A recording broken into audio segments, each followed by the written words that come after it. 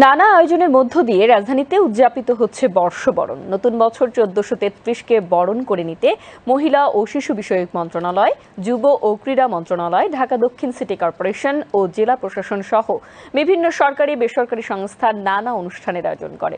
নাচ, গান, অভিনয়, আবৃত্তি সহ বিভিন্ন আয়োজনের মধ্য দিয়ে বৈশাখের এই প্রথম দিনটি বরণ করে নিচ্ছে বাঙালি জাতি। আরও জানাচ্ছেন সহকর্মী রাজীব রেজা।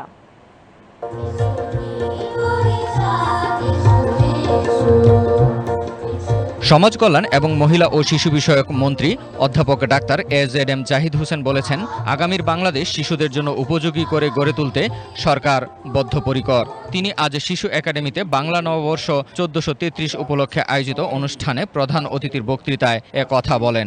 অনুষ্ঠানে সভাপতিত্ব করেন মহিলা ও শিশু বিষয়ক মন্ত্রণালয়ের সচিব ইয়াসমিন পারভিন। এ সময় মন্ত্রী শিশুদের অধিকার আদায়ে বর্তমান সরকারের নানামুখী পদক্ষেপের কথা তুলে ধরেন।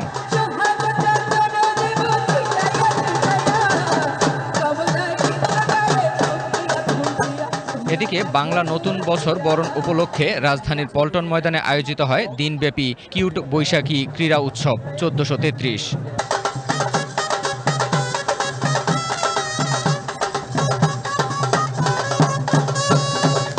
উৎসবের উদ্বোধন করতে এসে যুব ও ক্রীড়া প্রতিমন্ত্রী আমিনুল হক বলেন, বাংলা নববর্ষের ঐতিহ্য, সংস্কৃতি ও চেতনাকে ধারণ করে নতুন প্রজন্মকে এগিয়ে যেতে হবে।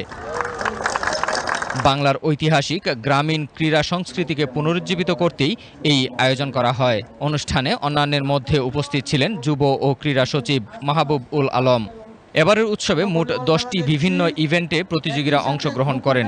ইভেন্টগুলো হলো আর্চারি, কাবাডি, ভলিবল, বিশেষ চাহিদা সম্পন্ন ব্যক্তিদের জন্য প্যারা ইভেন্ট, সেপক টাক্রো, খোখো, কান্ট্রি গেমস, লাঠি খেলা, বলি খেলা ও কুস্তি খেলা।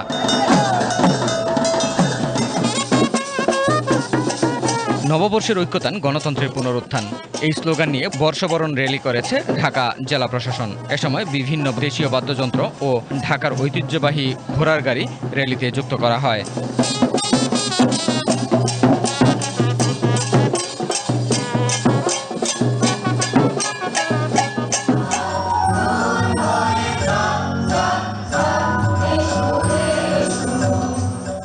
বাংলা বর্ষবরণ উপলক্ষে আজ বুড়িগঙ্গার তীরে ঐতিহাসিক আহসান মঞ্জিলে প্রথমবারের মতো বর্ষবরণ ও সাংস্কৃতিক অনুষ্ঠানের আয়োজন করে ঢাকা দক্ষিণ সিটি কর্পোরেশন। ঢাকা দক্ষিণ সিটি কর্পোরেশনের সঙ্গীত বিদ্যালয়ের শিক্ষক ও ছাত্রছাত্রীবৃন্দের পরিবেশনায় প্রথমে জাতীয় সঙ্গীত ও বৈশাখী রবীন্দ্রসঙ্গীতের মধ্য দিয়ে অনুষ্ঠানের সূচনা করা হয়।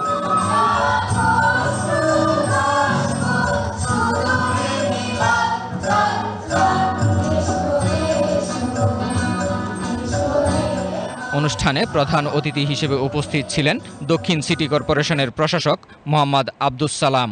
এ সময় অন্যান্যের মধ্যে প্রধান নির্বাহী কর্মকর্তা জহিরুল ইসলাম সহ ঢাকা দক্ষিণ সিটি কর্পোরেশনের কর্মকর্তা, কর্মচারী ও তাদের পরিবারের সদস্যবর্গ উপস্থিত ছিলেন। পরে বিভিন্ন শিল্পীদের অংশগ্রহণে মনোজ্ঞ সাংস্কৃতিক অনুষ্ঠানে নাচ ও গান পরিবেশিত হয়। Rajib Reza, BTV news, Dhaka.